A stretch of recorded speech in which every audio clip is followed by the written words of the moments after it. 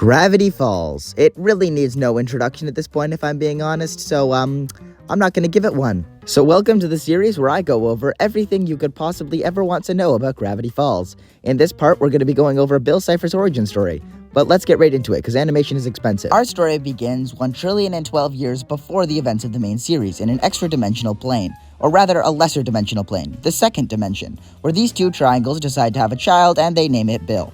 But you see, Bill isn't like the other triangles. He was born with a special eye. This eye allows him to see the third dimension, which technically is outlawed in his dimension. However, we can assume that he has some special privileges, because his father's name is Euclid, and this whole dimension is called Euclidia, so we can assume he's royalty or someone in charge at least. So instead of being arrested, Bill is sent to see some sort of strange doctor. The doctor actually has a cure for Bill's eye, but he opts not to take it, instead wanting to keep his ability and try and show everybody else. Now, as you can imagine, trying to combine a 2D and 3D plane does not go well and ends up destroying all of Bill's dimension. The only thing remaining from his dimension is a single molecule or atom or something that he decides to take with him. Now, something changed inside of Bill that day. Something snapped. And of course, everyone else is going to be super mad that he just destroyed an entire dimension. So we should probably talk about these three guys right here because they are kind of important. Up first is Time Baby.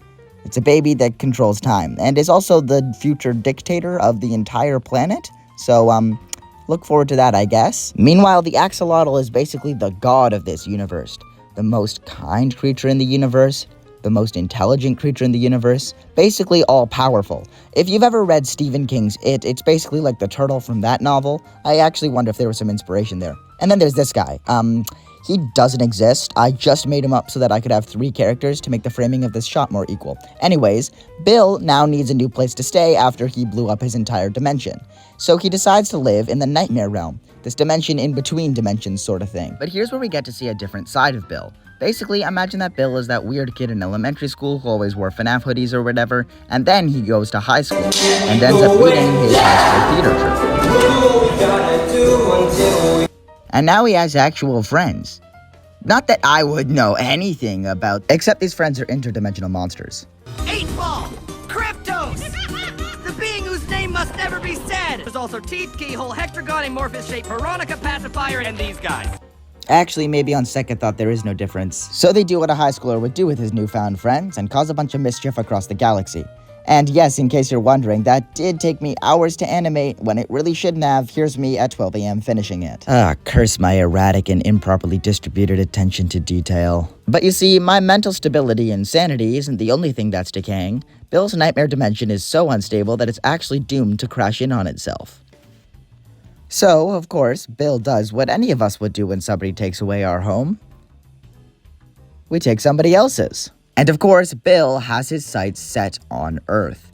Now, if you're wondering why Earth specifically, it's because Earth actually has an interdimensional weak spot. That means it's easier for weirdness from the nightmare dimension to seep into our dimension. This is actually the in-universe explanation for Florida. And strap in, because this is where things get even crazier. See, the relatively newly released Book of Bill basically insists on giving every single aspect and interaction of Bill's backstory a complete explanation.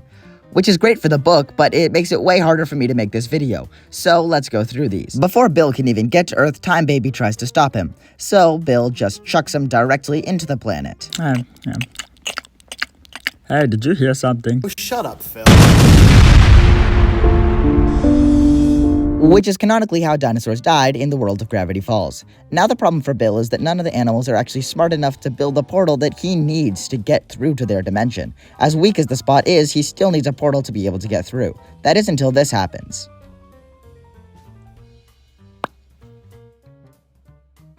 Once there's one human, they basically start spreading like a disease. And even though they're not very smart, their minds are full of tons of weird stuff, which basically makes it perfect for a fear demon to be able to use them. No, not that fear demon. I haven't even released that video yet. I'm talking about Bill, okay? You see, Bill goes full colonizer and makes a shady deal with strings attached to some of the First Nations people, and then decides to basically just go to town and start killing them, and they eventually, of course, figure out what his plan is, so they have this prophecy that one day he'll be defeated by this set of symbols. I swear I'm not making these connections on purpose. Although the prophecy didn't actually defeat him, it did get him banished from Gravity Falls. So his next stop was ancient Egypt. They failed to build the portal, so he gave them such debilitating nightmares that they made these monuments for him. And in the Dark Ages, he met this wizard guy. However, this is interesting, because the wizard was actually the one fooling Bill. He made the portal, but surrounded it with a unicorn hair concoction that was able to trap Bill in an orb. Then he made Bill perform parlor tricks for the king to earn the king's favor. However, then Bill melted the thing and killed everyone, but then still ended up back in the nightmare dimension, and I don't know how all that works. I'm very confused by that. But when they found out that Bill had killed the king, they banned him from England. So now he's got to find somewhere new to go. Also, Monty Python and the Holy Grail's canon, but that's not important. Next up are the witch trials. You see, Bill sees these witch trials going down and invents both witchcraft and feminism in a single day. So, go off. And this brings us into talking about Bill's most hilarious prank in history. I will shut down the okay. They never stopped thinking about new ways to people. So everybody wants a blizzard. What the hell is a blizzard? See, in some of the North American British colonies, people aren't exactly happy with the British government. So, using his massive intellect and his incredible debating skills, Bill is able to convince all of them to have a revolution. Now, admittedly, this next part isn't confirmed. It's more speculation than anything else, but I think it makes sense. See, Bill still wants to get to Gravity Falls, but he needs people over there in order to free him. La-dee-da, I'm an American peasant having a great old day. Hey there, you should go to the west and build a house. Oh my goodness, God, is that you? Why, yes, why, yes. You should go build a house in the west. 'Tis I, Croesus Geist, or whatever. But, sir, I learned that there are tons of people living there already with hundreds of thousands of years of cultural heritage. Gun. All right, sir, then, we'll do. Come on, everybody, let's go build a house and steal some people's land. Now, here's where Bill really hits his stride on Earth. Y'all got the reference that I was making, right? Everyone loved that movie, didn't they? But basically, he made cartoons, he appeared as a UFO, he had a career in music, oddly enough, he made computers, and he infiltrated a nursing home. He also inhabited the corpus of a man who sold literal snake oil in life, started a cult, and then had that cult destroyed by a grandmother who bakes muffins. But that's a whole nother video for a whole nother day. Because we're finally at the part where Bill meets Stanford. Now, this is actually explained in the events of the show. I know you're probably expecting me to slow down at this point and really analyze all of the details and their budding relationship and all that. However, counterpoint to that, the YouTube algorithm needs me to upload weekly. Because I don't know if you know this, but the YouTube algorithm is a starving little child, and if I don't feed it regularly, it will kill me. So, sorry to rush this part, but I'll still do my best to explain everything. Basically, Bill butters up Stanford and convinces him to build the portal. However, then Stanford's assistant sees what Bill's true plans are by sticking his head in the portal by mistake, and Stanford decides to shut off the portal and scrap all its instructions and hide the 3 journals containing how to operate the portal among 3 different people. Or at least 3 different places. However, when he gives the book to his long-lost brother, his brother gets angry and the 2 of them get in a fight, which ends up having Stanford pushed through the portal and trapped in the nightmare dimension for 30 years, which of course means that Bill is unable to escape.